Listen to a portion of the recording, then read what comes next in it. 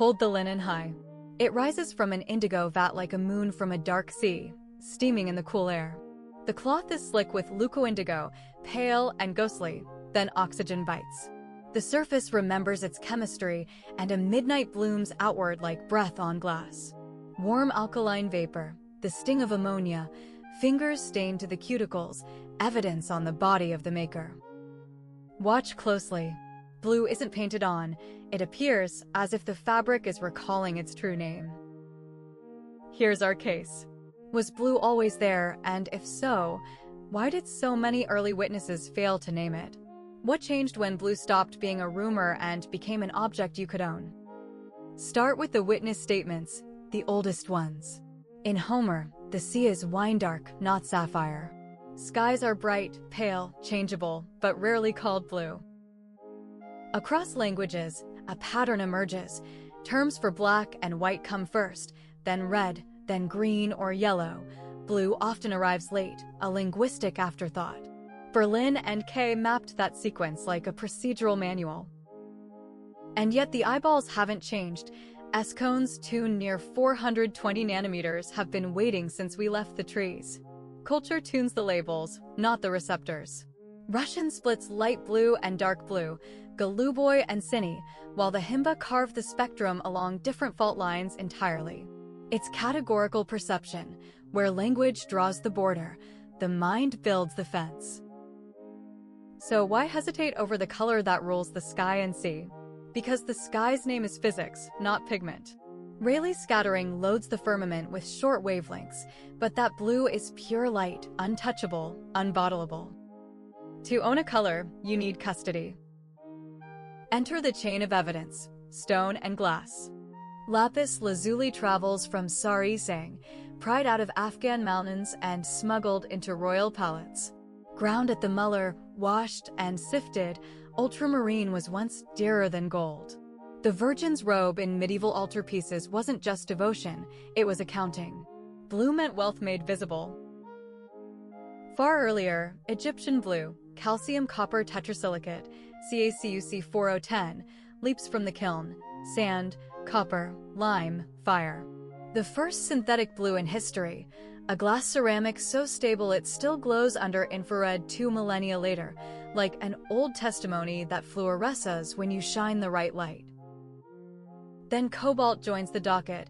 Cobalt illuminates spinel, turning glazes the color of deep water. Islamic kilns carry it east.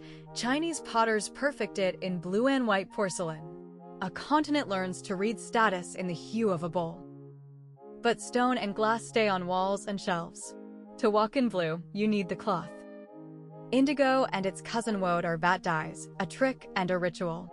You reduce the molecule to its leucostate, let it seep into fiber, then invite the air to oxidize it back, locking it into cellulose like a signed confession. True fastness, a blue that doesn't run at the first washing.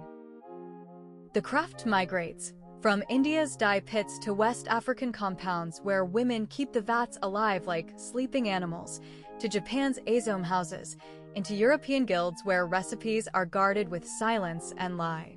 Indigo spreads with secrets and with stains, hands marked midnight, sleeves salted with dried ferment. And the social ledger fills. Navies, police, civil servants, uniforms of trust and order cut from the same molecular myth.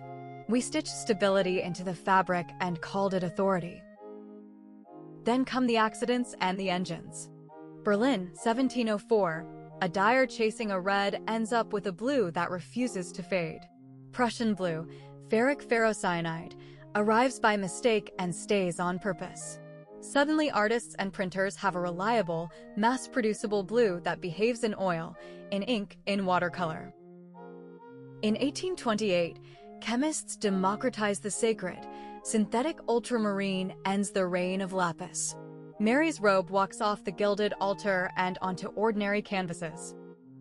The 1840s give us the cyanotype, Prussian blue as blueprint, the memory of architecture fixed in sunlight. And in 1897, synthetic indigo pours out of German vats, denim goes global. The working class climbs into a single shade, and the planet agrees on a uniform. Meanwhile, nature offers an alibi. The most vivid blues in birds and butterflies are not pigments at all.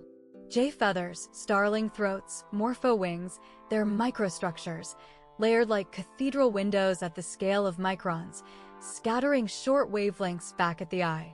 No dye to grind, no mineral to ship. Just physics masquerading as paint. The cones were ready. The supply was not. Here's the pattern. Color follows craft. Blue wasn't discovered like a continent. It was engineered into reliability. When we learned to trap short-wavelength light, in stone, in glaze, in fiber, in electricity, language and ritual promoted blue from description to identity. Plot the timeline like pins on an evidence board. Egyptian blue glows. Lapis ultramarine bankrupts patrons and glorifies saints. Cobalt glazes ripple over porcelain on a silk road of taste. Prussian blue standardizes print and paint. Synthetic ultramarine levels the market. Synthetic indigo uniforms the world. The blue LED completes RGB, and the night itself changes color. Every pin is a material breakthrough, and every breakthrough is followed by a linguistic, artistic, or political surge. Stability, fastness, chroma, reproducibility, the industrial virtues that turn a hue into infrastructure. Diagnosis of the present. The screen in your hand is the last link in this custody chain. Gallium nitride LEDs, cracked in the 1990s, finally gave us a bright, efficient blue. Complete the triad, red, green, blue, and you unlock white light. Nobel Prizes were awarded. The night, once candle-warm, went cold and crisp. Cities learned to hum in 6,500 Kelvin. Denim, the empire indigo built, has a case file of its own. Vats fed by petrochemical reducers, dyehouse effluent clouding rivers. Fingers still stained, only now they're on the other side of a supply chain map. The Indigo Revolt of 1859 in Bengal reads like a prequel to today's wastewater headlines. And yet, in biotech labs, bacteria are learning to spit out indigoids in cleaner vats, craft mutating into stewardship. Prussian blue returns as medicine, chelating thallium and cesium from poison bodies. The pigment that once drew bridges can now save a life after a nuclear accident. Cobalt, our old friend from the glaze, sits in lithium-ion batteries, the same element haunting new minds and old ethics. The color of a Ming vase echoes in the cobalt of your commute. We come back to cloth. Not the glowing swatch, but a pair of jeans faded at the knees, walking under city neon. Blue LEDs hum in the signage overhead, spectral cousins to the dye in the seams. The past isn't a museum, it's backlit. Blue wasn't found in the sky. We learned to trap it, and once we did, it started trapping us back. Here's the verdict. We name what we can hold. When craft stabilizes a sensation, culture promotes it to meaning. And the mirror. Today, our blues are pixels and policies. We trust interfaces that glow a particular cobalt. We accept authority stitched in navy. We scroll beneath LEDs tuned to productivity.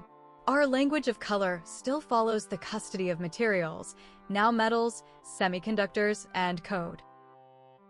Join the investigation. Add your witness statement below. The first blue you remember, the object that taught you its name. Subscribe, share this case file with a fellow sleuth, and pin another thread on the board.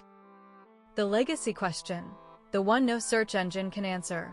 If your generation had to invent a new color of trust, not just a shade, but a material way of holding light, what would you build it from? Who would wear it, and who would bear the cost of its brightness?